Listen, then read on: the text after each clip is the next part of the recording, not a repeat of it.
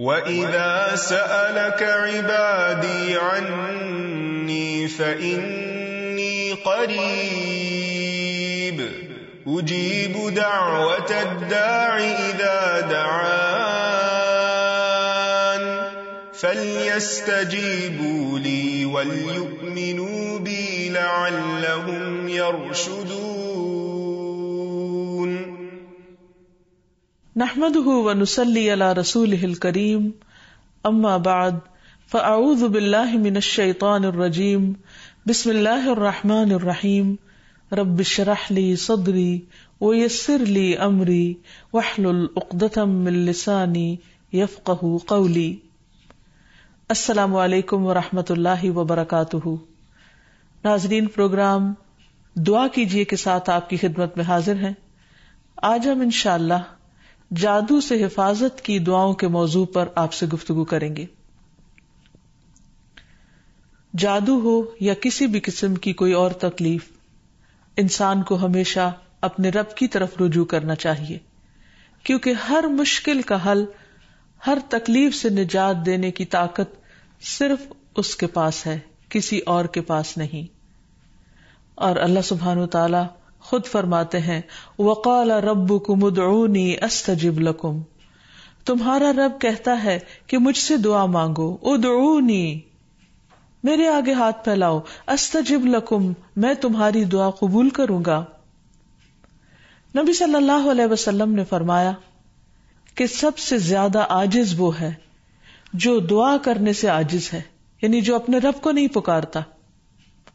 حقیقت یہ ہے کہ ہم سب رب کے محتاج ہیں اور رب ہی کے پاس ہر مسئلے کا حل ہے.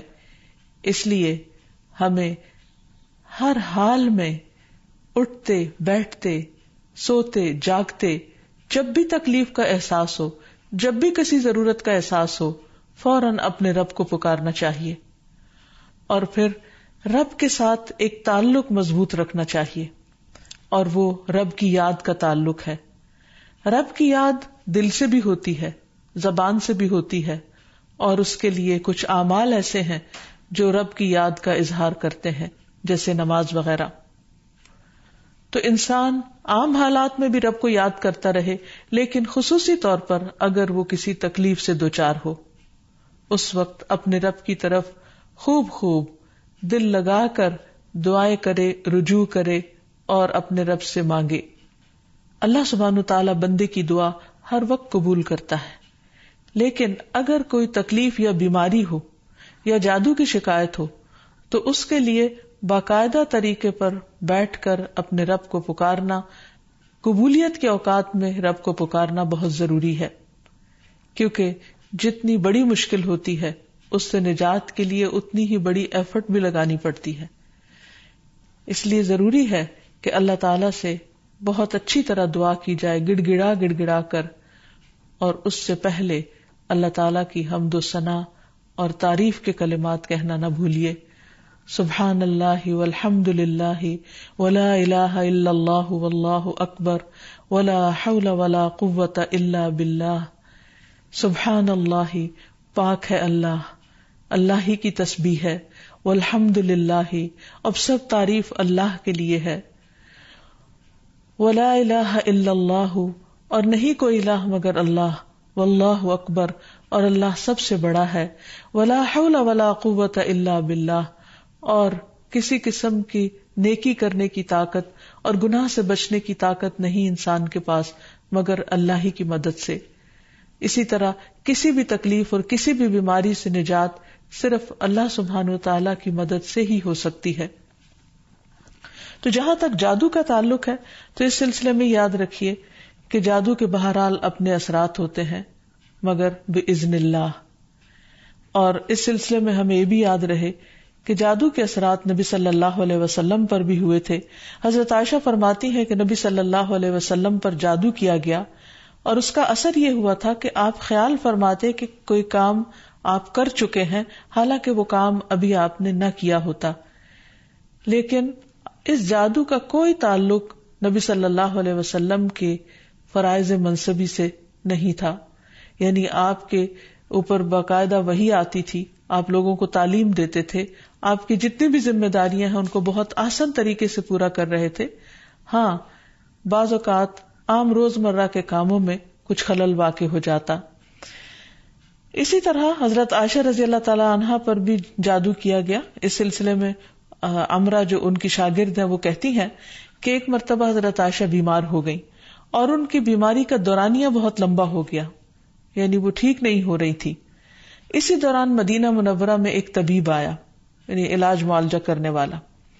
تو حضرت عائشہ کے بھتیجے ان کے پاس گئے اور انہوں نے حضرت عائشہ کا نام لیے بغیر ان کی ساری علامات بتائیں کہ وہ کس قسم کی تکلیف میں مبتلا ہیں، اور ان سے پوچھا کہ یہ کس قسم کی بیماری ہے. تو اس طبیب نے کہا کہ جس عورت کے بارے میں یہ علامات بتائی جا رہی ہیں ان پر کسی نے جادو کیا ہے. بہرحال تحقیق کرنے پر پتہ چلا کہ حضرت عائشہ کی ایک باندی تھی جس کے ساتھ انہوں نے یہ وعدہ کیا تھا کہ وہ ان کی وفات کے بعد آزاد ہوں گی. تو اس باندی نے آپ پر جادو کر دیا تاکہ حضرت عائشہ کی وفات جلد ہو جائے اور وہ آزاد ہو سکیں. بہرحال اس کے بعد حضرت عائشہ نے اس کو عربوں کے ایک مضبوط قبیلے کے ہاتھوں بیچ دیا اور اس کی قیمت کے بدلے ایک اور غلام کو آزاد کر دیا. تو اس واقعے سے بھی پتہ چلتا ہے کہ بہرحال جادو برحق ہے، یعنی جادو ایک اثر رکھتا ہے. برحق ہونے کا مطلب یہ نہیں کہ اس کا کرنا درست ہے، ہرگز نہیں، بلکہ جادو تو کفر ہے. جادو تو کبیرہ گناہوں میں سے ایک گناہ ہے، لیکن لوگ بہت سے اور کبیرہ گناہوں کی طرح اس گناہ کا بھی ارتکاب کرتے چلے جاتے ہیں. تو اس لیے اس بارے میں معلوم ہونا چاہیے انسان کو کہ یہ کس قسم کی بیماری ہے، کس قسم کی تکلیف ہے اور اس کے مقاصد کیا ہے اور اس کا علاج کیا ہے. سب سے پہلی بات تو یہ ہے کہ جادو عموماً دشمنی یا حسد کی وجہ سے کیا جاتا ہے، یا کسی سے کوئی انتقام لینے کے لیے، کوئی بدلہ لینے کے لیے، اور اس کا مقصد یہ ہوتا ہے کہ دوسرے کو تکلیف میں مبتلا کر دیا جائے. یہ بالکل ایسے ہی ہے جیسے لوگوں کو جسمانی طور پر تکلیف میں مبتلا کیا جاتا ہے کہ کسی کو کچھ مارا جائے ہاتھ سے یا کسی ڈنڈے سے تو جسم کو تکلیف ہوتی ہے. اسی طرح روح کو بھی تکلیف پہنچتی ہے، اور روح کی تکلیف کچھ الفاظ کے ذریعے ہوتی ہے. جیسے عام روزمرہ زندگی میں بھی جب کوئی ہماری تعریف کرتا ہے تو ہمیں اچھا لگتا ہے، اور جب کوئی ہمیں گالی گلوچ کرتا ہے تو ہمیں اس سے تکلیف پہنچتی ہے، اذیت پہنچتی ہے. چونکہ روح اور جسم آپس میں گندے ہوئے ہیں، اس لیے اگر جسم کو کوئی تکلیف پہنچتی ہے تو وہ اس کا اثر روح تک جاتا ہے. اسی طرح اگر روح پر کوئی چیز اثر انداز ہوتی ہے، کوئی کلام یا کچھ ایسے عملیات، تو اس کا اثر جسم تک بھی جاتا ہے. اور اس طرح انسان جادو کے اثر سے نہ صرف یہ کہ روحانی طور پر بلکہ بعض اوقات جسمانی طور پر بھی بیمار ہو سکتا ہے. اور اس میں بہت سے مذموم مقاصد ہوتے ہیں. بعض اوقات والدین اور اولاد میں یا شوہر بیوی میں یا دوستوں میں لڑائی جھگڑا اور ناچاکی پیدا کی جاتی ہے، اور باہم پیار محبت کے رشتوں کے اندر نفرت کے بیج بوئے جاتے ہیں. پھر یہ کہ جادو کی علامات کیا ہیں، کس کو کیسے پتا چلے کہ جادو ہوا ہے یا نہیں. تو اس میں یہ ہے کہ انسان کی ان یوزول سی کنڈیشن ہو جاتی ہے، یعنی انسان اسی روٹین میں زندگی بسر کر رہا ہے، وہی صبح اٹھنا، کھانا پینا، روزمرہ کے معمولات، لیکن کسی چیز میں دل نہیں لگتا، طبیعت بیزار ہونے لگتی ہے. اور یہ نہیں کہ یہ ایک دن کے لیے، 2 دن کے لیے، کیونکہ ایسا تو ہر ایک کے ساتھ ہو ہی جاتا ہے. ایک لمبے عرصے کے لیے کیفیات تبدیل ہونے لگتی ہیں، سستی یا گھبراہٹ طاری ہو جاتی ہے، ذہنی انتشار یعنی کسی چیز پر کنسنٹریشن کا نہ رہنا، حد سے زیادہ چڑچڑا پن، بعض اوقات عبادات میں بالکل دل نہ لگنا، اور بغیر کسی ظاہری بیماری کے یا بغیر کسی ظاہری جسمانی بیماری کے انسان کے اندر بیماری کی کیفیت محسوس ہوتے رہنا. بعض اوقات ڈراؤنے خواب آتے ہیں، کبھی خون کے چھینٹے اور کچھ غیر معمولی قسم کی چیزیں گھروں میں دیکھی جاتی ہیں. بعض اوقات خاوند بیوی ایک دوسرے سے نفرت کرنے لگتے ہیں، ان میں جدائی تک ہو جاتی ہے. لیکن اس کا یہ مطلب نہیں کہ ان علامات میں سے کوئی ایک علامت کسی وقت انسان کے اندر پائی جائے تو انسان فوراً شک کرے کہ مجھ پر جادو کر دیا گیا. کیونکہ آج کل یہ وبا بھی بہت عام ہو چکی ہے کہ ہر دوسرا شخص اس وہم میں گرفتار ہے کہ اس پر کسی نے کچھ کر دیا ہے. یہ ضروری نہیں ہوتا کہ ہر وقت ایسی علامات کسی کے کچھ کیے سے ہی ہوں. یہ ویسے بھی انسان ہے، کبھی تھک جاتا ہے، کبھی غذا میں کوئی تبدیلی ہو جاتی ہے، کبھی ویسے بھی انسان کا دل اللہ کے ہاتھ میں ہے، جس طرف چاہے اس کو پھیر دے. تو انسان کی طبیعت میں ایک ملال سا اور ایک سستی، ایک بے چینی سی پائی جاتی ہے. تو ان سب چیزوں کا تعلق ضروری نہیں کہ جادو سے ہی ہو، لیکن اگر جادو ہو تو یہ علامات انسان میں دکھائی دیتی ہیں. اب اگر کسی کے اندر ایسی چیزیں ہیں اور علاج کے باوجود، جسمانی علاج کے باوجود شفا نہیں ہو رہی، تو اس کے لیے ضروری ہے کہ انسان پھر روحانی علاج بھی کرے. روحانی علاج کے لیے ضروری نہیں کہ کسی بابے کے پاس یا کسی مذہبی بزرگ کے پاس ہی انسان جائے. انسان خود بھی اللہ سبحانہ و تعالیٰ کا کلام پڑھ سکتا ہے اور پورے یقین اور ایمان کے ساتھ، اور اس سے انسان کو شفا ہو سکتی ہے، کیونکہ کسی انسان کے ہاتھ میں کوئی طاقت نہیں، اصل طاقت اللہ کے کلام میں ہے، جس کو پورے یقین اور ایمان کے ساتھ پڑھنا چاہیے. بہرحال اس سے پہلے کہ انسان کسی ایسے جادو کا شکار ہو، کچھ حفاظتی تدابیر بتائی گئی ہیں. جیسے جسمانی بیماریوں سے بچنے کے لیے حفاظتی تدابیر بتائی جاتی ہیں، ایسے ہی روحانی بیماریوں سے بچنے کے لیے بھی حفاظتی تدابیر ہیں. اس میں سب سے پہلے تو یہ کہ انسان پاک صاف رہے، طہارت اور وضو کا اہتمام کرے، عبادات کی پابندی کرے، کیونکہ شیاطین ایسے شخص پر اثر انداز نہیں ہو سکتے کہ جو اللہ سبحانہ وتعالیٰ کے ساتھ مضبوط تعلق رکھتے ہیں.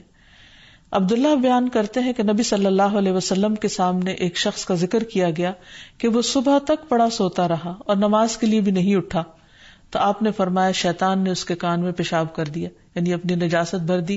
تو اس سے یہ پتہ چلتا ہے کہ ایسے لوگوں پر جو فرائض سے غفلت برتتے ہیں وہ زیادہ ایسی بیماریوں کا شکار ہوتے ہیں.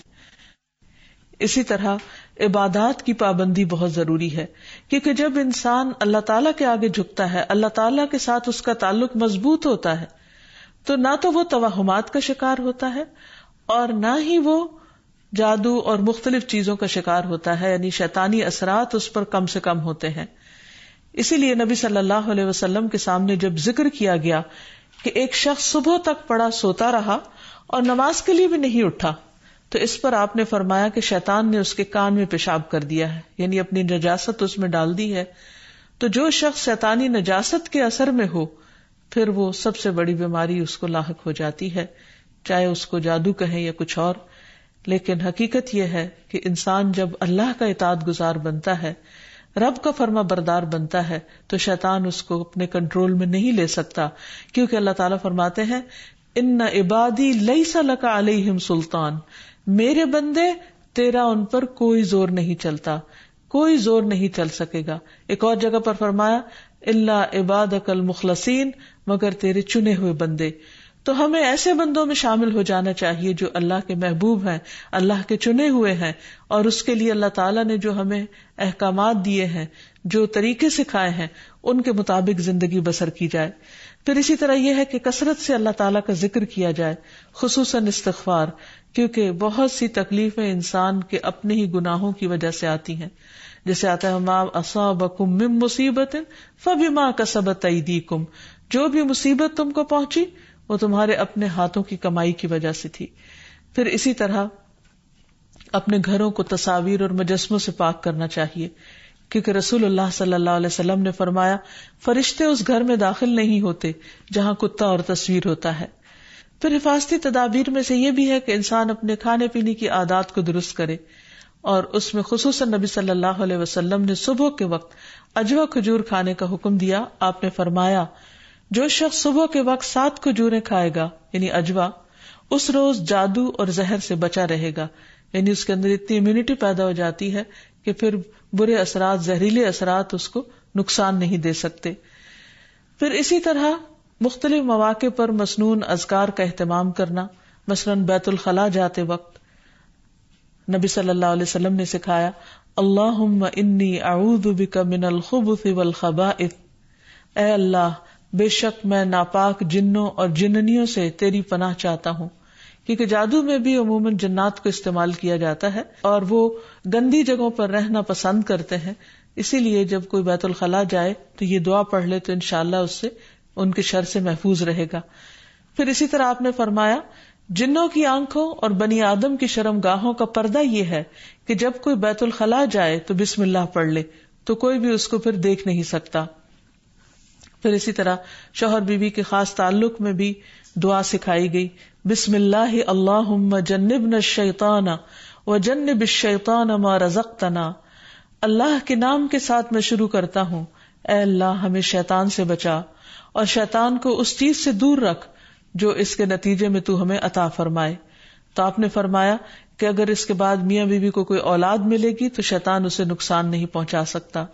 اسی طرح تحلیل پڑھنا، لا الہ الا اللہ وحدہ لا شریک لہ لہ الملک ولہ الحمد وہو علی کل شیء قدیر، کہ اللہ کے سوا کوئی معبود نہیں، تنہا ہے، اس کا کوئی شریک نہیں، اسی کے لیے بادشاہی ہے اور اسی کے لیے تعریفیں ہیں اور وہ ہر چیز پر قدرت رکھنے والا ہے. دن میں جو شخص 100 دفعہ اس کو پڑھے گا اس کے لیے 10 غلاموں کو آزاد کرنے کا ثواب ہے، 100 نیکیاں لکھی جائیں گی، 100 برائیاں مٹائی جائیں گی، اور خصوصاً اس دن وہ شام تک شیطان کے شر سے محفوظ رہے گا اور کوئی شخص اس دن اس سے بہتر عمل کرنے والا نہیں سمجھا جائے گا سوائے اس کے جو اس سے زیادہ اس کو پڑھے. پھر اسی طرح انسان ہر معاملے میں جہاں بھی انسان کو مشکل ہو اللہ تعالیٰ کی پناہ میں اپنے آپ کو دے. تو خلاصہ کلام یہ ہے کہ انسان اپنے آپ کو مختلف طرح کے توہمات سے بھی بچائے اور ہر چھوٹی بڑی بات کو جادو قرار نہ دے، یا کسی کام کو کرنے کا ارادہ نہ ہو تو یہ سوچے کہ یہ مجھ پر جادو کر دیا گیا ہے اس لیے میں اس کام کو نہیں کر سکتا. تو یہ دراصل شیطانی وسوسے ہوتے ہیں، اس لیے ان سے بچنا بھی ضروری ہے. بہرحال اگر ایسے وسوسے ہوں یا حقیقت میں کوئی بیماری ہو تو اس کا علاج بھی بتایا گیا ہے، کیونکہ کوئی بیماری ایسی نہیں کہ جو قابل علاج نہ ہو. رسول اللہ صلی اللہ علیہ وسلم نے فرمایا ہر بیماری کے لیے دوا ہے. جب کسی مریض کو صحیح طریقے پر بیماری کی دوا پہنچتی ہے تو وہ اللہ تعالیٰ کے حکم سے درست ہو جاتا ہے. اسی طرح جادو بھی ایک بیماری ہے اور اس بیماری کا علاج بھی قرآن و سنت میں موجود ہے. اس کے لیے سب سے پہلے تو یہ پتہ لگانے کی ضرورت ہے کہ کیا واقعی جادو ہے بھی یا نہیں. اور اس میں ہم دیکھتے ہیں کہ نبی صلی اللہ علیہ وسلم کو خواب کے ذریعے دکھایا گیا تھا کہ ان پر جو جادو کیا گیا ہے وہ کہاں پر دبایا گیا ہے، تو آپ نے اس کو نکلوایا تھا. لیکن ضروری نہیں کہ ہم میں سے ہر ایک کو یہ پتا چل سکے کہ جادو ہے کا. اول تو ہو سکتا ہو ہی نہ، صرف توہم ہی ہو، ایک خیال ہی ہو کسی کا، کیونکہ بعض چیزیں انسان جب بار بار سوچتا ہے تو وہ اس کو حقیقت معلوم ہونے لگتی ہیں. لیکن اگر انسان کو کوئی ایسا خواب آ جائے تو ٹھیک ہے، اور اگر نہیں بھی آتا تو انسان اللہ سبحانہ و تعالیٰ کا ذکر کرتا رہے اور اس کے ذریعے علاج کرے. اس میں خاص طور پر شرعی دم جسے رقیہ شرعیہ کہا جاتا ہے، آج کل مختلف قراء کی آواز میں قرآن مجید کی سلیکٹڈ آیات ریکارڈ کر دی گئی ہیں. مریض اس کو بار بار سنتا رہے تو انشاءاللہ اس کا توڑ ہو جائے گا. پھر اسی طرح اللہ تعالیٰ کی کتاب سے علاج، کیونکہ قرآن مجید میں آتا ہے وَنُنَزِّلُ مِنَ الْقُرْآنِ مَا هُوَ شِفَاءٌ وَرَحْمَةٌ لِّلْمُؤْمِنِينَ، اور ہم قرآن کے ذریعے سے وہ چیز نازل کرتے ہیں جو مومنوں کے لیے شفا اور رحمت ہے. تو قرآن مجید میں جیسے سب سے پہلے سورۃ الفاتحہ پڑھنا، کیونکہ اس کے اندر اللہ تعالیٰ سے مدد مانگی جاتی ہے. ایاک نعبد و ایاک نستعین، صرف تیری ہم عبادت کرتے ہیں اور صرف تجھی سے ہم مدد چاہتے ہیں کہ یا اللہ تو ہماری اس بیماری اور تکلیف کو دور فرما دے. پھر اسی طرح آیت الکرسی، کیونکہ جب انسان آیت الکرسی پڑھتا ہے تو اللہ سبحانہ و تعالیٰ کی طرف سے اس کے لیے ایک خاص محافظ مقرر کر دیا جاتا ہے، اور اگر رات کو انسان پڑھ کر سوتا ہے تو صبح تک وہ فرشتہ انسان کی حفاظت کرتا ہے.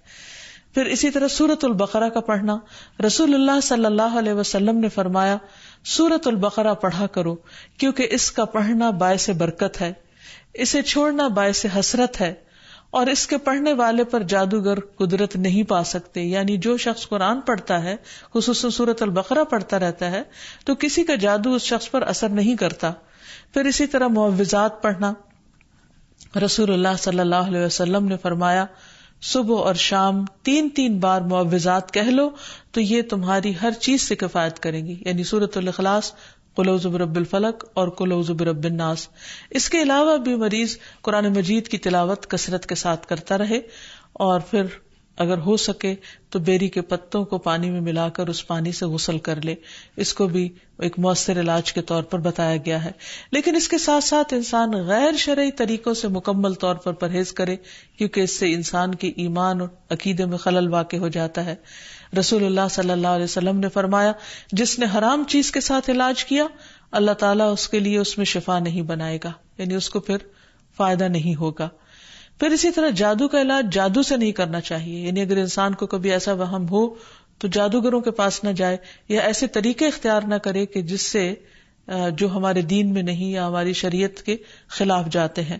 رسول اللہ صلی اللہ علیہ وسلم نے فرمایا، جو جادو کرے یا جادو کروائے یا جو کسی کاہن کے پاس آئے اور اس کی بات کی تصدیق کرے تو اس نے اس چیز کا انکار کیا جو محمد صلی اللہ علیہ وسلم پر نازل ہوئی۔ اسی لیے غیر شرعی جھاڑ پھونک سے مکمل اجتناب کرنا چاہیے۔ نبی صلی اللہ علیہ وسلم سے نشرہ کے بارے میں دریافت کیا گیا تو آپ نے فرمایا یہ شیطانی عمل ہے۔ اور نشرہ کیا ہوتا ہے؟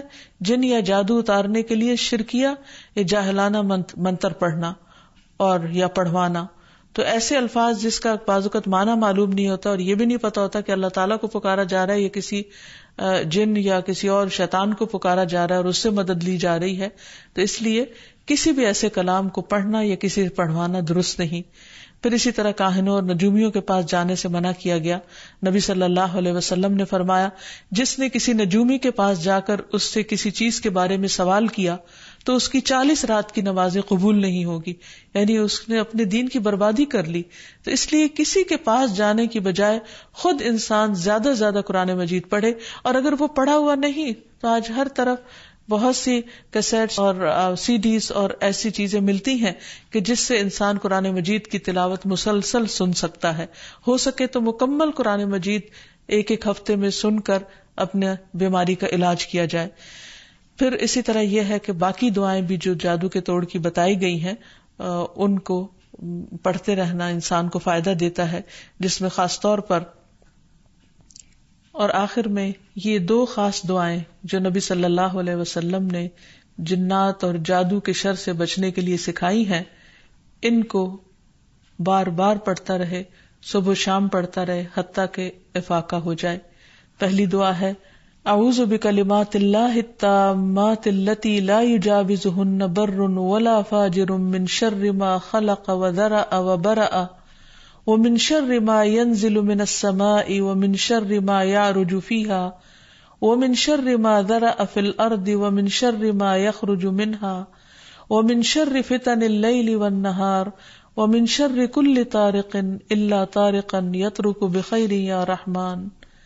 میں اللہ کے کامل کلمات کے ساتھ پناہ چاہتا ہوں جن سے آگے نہ تو کوئی نیک اور نہ ہی کوئی برا شخص بڑھ سکتا ہے، ہر اس چیز کے شر سے جس کو اس نے بنایا، پیدا کیا اور پھیلایا، اور ہر اس چیز کے شر سے جو آسمان سے اترتی ہے، اور ہر اس چیز کے شر سے جو اس میں چڑھتی ہے، اور ہر اس چیز کے شر سے جسے اس نے زمین میں پیدا کیا، اور اس چیز کے شر سے جو اس سے نکلتا ہے، اور رات اور دن کے فتنوں کے شر سے اور رات کو آنے والے کے شر سے، سوائے اس کے جو خیر کے ساتھ آئے، اے رحم فرمانے والے۔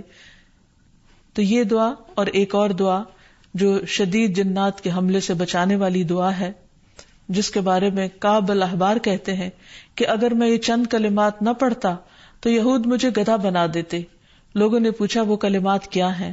تو کعب نے کہا، اعوذ بوجہ اللہ العظیم الذی لیس شیء اعظم منہ وبکلمات اللہ التامات التی لا یجاوزہن بر ولا فاجر وباسماء اللہ الحسنى کلہا ما علمت منها وما لم اعلم من شر ما خلق وبرأ وذرأ۔